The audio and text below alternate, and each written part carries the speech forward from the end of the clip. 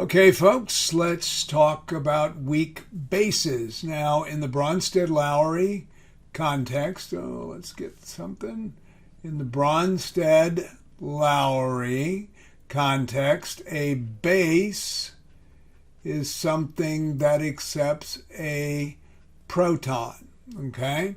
So the proton is accepted by the base, and that gives us some sort of H base deal. So that's what weak bases do. They accept hydrogen ions, protons. They're a little harder to identify than weak acids because acids usually are easy to identify because they have H on the front end of them. But we've got a couple of classes of bases that you should become familiar with in your careers. Amine bases are nitrogen-containing compounds. Now, this could be some kind of organic compound that has an amine like NH2, some form like that. Anytime you see NH, you should be thinking base. That is the ability, and you could have a carbon here, but you've got that lone pair of electrons, and so if a proton is available, it can attach itself to that nitrogen. And so these are amine bases, and you see lots of them around. You see lots of them in biology, organic chemistry, so you need to get used to them. So here is ammonia, and you're familiar with ammonia. You clean your floors with it. It has a pungent odor, and it is an amine base, and it can accept a proton from water, form the conjugate weak acid, which is the ammonium ion and the hydroxide ion, and given a concentration for ammonia, we can solve for the hydroxide ion concentration, take the negative log at the pOH, subtract it from 14, get the pH. Anions that are the conjugate bases of weak acids are very often weak bases. So here is acetate, which is the conjugate base of acetic acid. So in this reaction, acetate is going to accept a proton from water, form the conjugate acid, which is a weak acid and a weak electrolyte. This is acetic acid, and every time it takes a proton from water, it leaves hydroxide ion behind, and that makes the solution basic because you'll have a higher concentration of hydroxide ion concentration then you will hydrogen ion concentration, making that solution basic. So any solution that increases, or any substance that increases the concentration of hydroxide ion beyond the concentration of hydrogen ion will make that solution basic. Here is ammonia accepting a proton from water and creating the conjugate acid, the ammonium ion, and hydroxide ion, which is the conjugate base of water, which in this case is donating a proton. So what is it behaving as? It's behaving as an acid. Water can do that. It's amphoteric. It can behave as both an acid and a base. Now, we need an equilibrium constant expression for our weak base. Here it is. We have the Kb. Kb is the equilibrium constant for a base, and generally speaking, we only care about weak bases if we're looking at equilibrium constants for those bases. This is the conjugate acid, and this is hydroxide ion. This is what you're going to be calculating the concentration of, and here is your weak base concentration. So let's take a look at these hydrolysis reaction.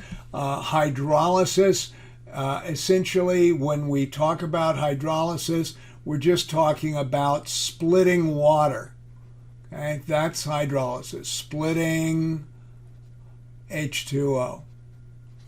Okay, and so here is ammonia. It's accepting a proton from water, making, this is just a funny way to write NH4 plus, it's still the ammonium ion, and hydroxide ion. Here is hydroxylamine. It'll accept a proton from water, and this is just, you've got 3 protons here, and you've got that lone pair of electrons here. This is the conjugate acid of hydroxylamine, and I could write this as NH4OH, and then you have the hydroxide ion over here. So that's also a base. This is the sulfhydryl anion. It is the conjugate base of hydrosulfuric acid. This is the conjugate acid, and you see negative charge out here. You're thinking base. It'll accept a proton from water, make the conjugate acid, and hydroxide ion, you can calculate that concentration. Here is the hypochlorite ion. It is a weak base.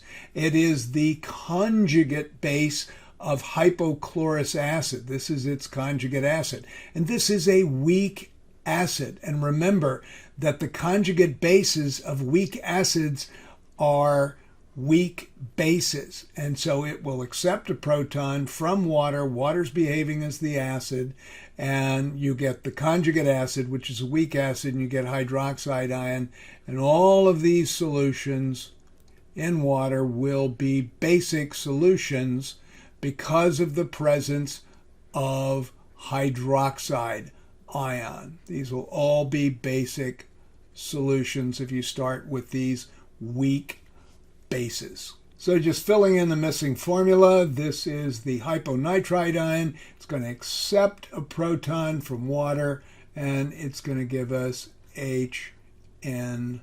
Okay? And so B would be the answer right there. And hydroxide ion, of course. This is the conjugate acid of the hyponitrite ion, and this is definitely a weak acid. This is definitely a weak base, accepting a proton in the Bronsted-Lowry sense. Here's a list of different weak bases. This is an amine base, an amine base, an amine base. This is sulfhydryl. This is the carbonate ion, and here is the hypochlorite ion. All of these can accept a proton, and so they act as Bronsted-Lowry bases, accepting protons, creating conjugate acids, and they will create basic solutions. They all have AKB. You calculate the pH of a weak base solution really in the same way that you calculate the pH of a weak acid solution, only you have to remember that it's a base. Whenever you're doing these weak base calculations, I don't eliminate the water because the proton that the weak base is going to accept has to come from somewhere, and it's coming from the water that is part of the reaction. Water is behaving as the acid, ammonia is the base, the conjugate acid of ammonia is NH4 plus. The conjugate base of the water when water is behaving as an acid is hydroxide ion. And so I'll go ahead and create an ice table, I, C, E, and we have a 0.100 molar concentration of ammonia. We don't care about the water, it's a pure liquid, 0 concentration initially for both of our products. This is going to be minus X, plus X, plus X, and then 0.100 minus X, X, and X. Now, this is, we're going to take a look at this X with respect to the equilibrium constant, which is at 10 to the minus 5. Notice it's a KB, and the KB at 10 to the minus 5 is more than 1,000 times smaller. We expect this X to be very small relative to this concentration, so it's small enough to ignore. So I'm going to ignore it. All right, so I'm going to write my equilibrium constant expression. It's a Kb expression. This is going to be NH4 plus times the hydroxide ion concentration. That's what I'm actually interested in. And here is my weak base concentration. I'm going to solve this exactly the same way that I did the weak acid equilibrium. I'm solving for hydroxide, which is my X in this particular case. So my X is going to equal the hydroxide ion concentration, which is going to be equal to the square root of the Kb times the concentration, in this case, of my ammonia. And the way that I did that was I simply multiplied both sides by the ammonia. So if I multiply this side by the ammonia, NH3, 3 concentration over here, that gives me X times X, which is X squared. And so X is going to equal the square root of the Kb times the ammonia concentration. So I'll go ahead and plug those in for you just so you're not confused by it. So 1.8 times 10 to the minus 5 is equal to X times X, which is X squared, divided by 0.100. At X, I take the square root of 1.8 times 10 to the minus 5, that's my Kb, times 0.100 molar. This gives me 1.34 times 10 to the minus 3 molar in hydroxide ion.